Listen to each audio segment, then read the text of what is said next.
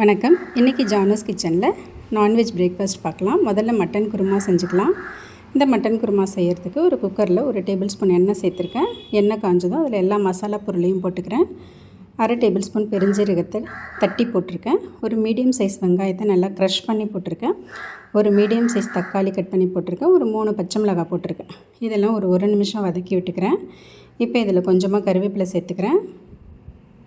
சேர்த்துட்டு இதில் 1.5 table spoon அளவுக்கு இஞ்சி பூண்டு பேஸ்ட்டு போட்டுக்கிறேன். இதெல்லாம் சேர்த்து ஒரு 2 நிமிஷத்துக்கு வதக்கி விட்டுக்கலாம். இப்போ இது கூட ஒரு 300 கிராம் அளவுக்கு மட்டன் வாஷ் பண்ணி வச்சுருக்கேன். அதையும் சேர்த்து ஒரு 2 நிமிஷத்துக்கு வதக்கி விட்டுக்கிட்டு இதில் 2 சிட்டிகை அளவு மஞ்சள் தூள் சேர்த்துருக்கேன்.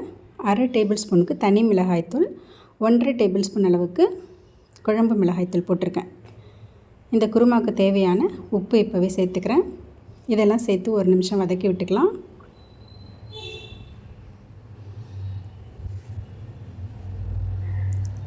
இப்போ இந்த மாதிரி வதங்கினதும் இதில் தண்ணி திட்டமாக சேர்த்துக்கலாம், ரொம்ப சேர்க்க வேண்டாம். நான் இதில் ஒரு 200 ml அளவுக்கு தண்ணி சேர்த்துருக்கேன். இப்போ குக்கரை மூடிட்டு மீடியம் ஃப்ளேமில் 5 விசிலும் 5 நிமிஷம் ஸ்லோலேயும் வச்சு குக் பண்ணிக்கலாம். அதுக்குள்ளே மிக்ஸி ஜாரில் ஒரு 3 டேபிள் ஸ்பூன் அளவுக்கு தேங்காய் துருவல் சேர்த்துருக்கேன்.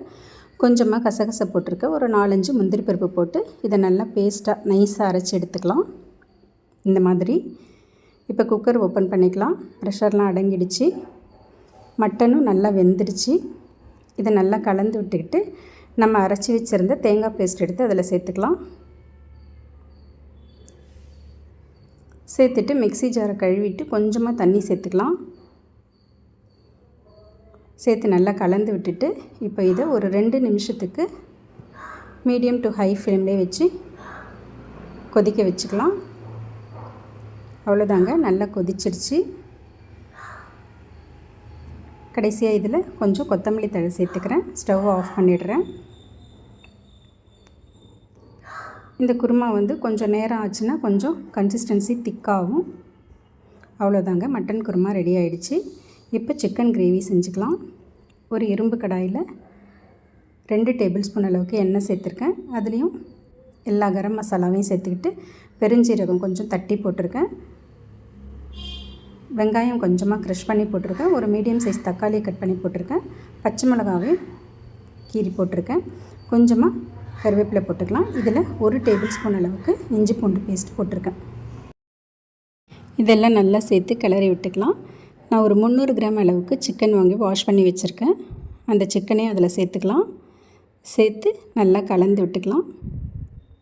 இப்போ இது கூட இந்த சிக்கன் கிரேவிக்கு தேவையான அளவு உப்பு சேர்த்துருக்கேன். ஒரு அரை டேபிள் ஸ்பூன் அளவுக்கு உப்பு சேர்த்துருக்கேன்.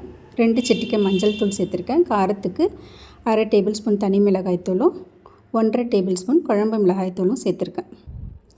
இதெல்லாம் சேர்த்து நல்லா கலந்து விட்டுக்கலாம். இந்த உப்பு காரம் எல்லாம் சிக்கனில் ஏறுற மாதிரி நல்லா கலந்து விட்டுக்கலாம். கலந்து விட்டுட்டு தண்ணி சேர்க்கறதுக்கு முன்னாடி இதை நம்ம மீடியம் ஃப்ளேம்லேயே வச்சு ஒரு 3 நிமிஷத்துக்கு மூடி வச்சிடலாம். இந்த சிக்கன்லேருந்து தண்ணி விடும், இந்த மாதிரி தண்ணி விடும். இப்போ இதை ஓப்பன் பண்ணிவிட்டு நல்லா கலந்து விட்டுக்கிட்டு இது கூட இந்த சிக்கன் வேகிறதுக்காக ஒரு 100 ml அளவுக்கு தண்ணி சேர்த்துருக்கேன். நிறைய சேர்க்கலை. இந்த மாதிரி தண்ணி சேர்த்த பிறகு இதை மூடி வச்சு மீடியம் ஃப்ளேம்லேயே வேக வச்சுக்கலாம். அப்பப்போ ஓப்பன் பண்ணி கிளறி விட்டுக்கிட்டே இருக்கலாம். இப்போ மீடியம் ஃப்ளேம்லேயே இது வேகிறதுக்கு ஒரு 10 நிமிஷம் எடுத்துக்கும்.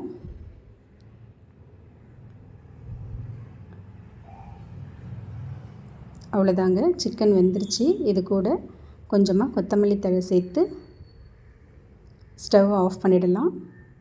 இதுவும் கொஞ்சம் நேரம் ஆகுனா கொஞ்சம் திக்கான கன்சிஸ்டன்சிக்கு வந்துடும். சூடான இட்லி கூட இந்த சிக்கன் கிரேவியும் இந்த மட்டன் குருமாவும் சாப்பிட்றதுக்கு ரொம்ப டேஸ்ட்டாக இருக்கும். தேங்க்ஸ் ஃபார் வாட்சிங்.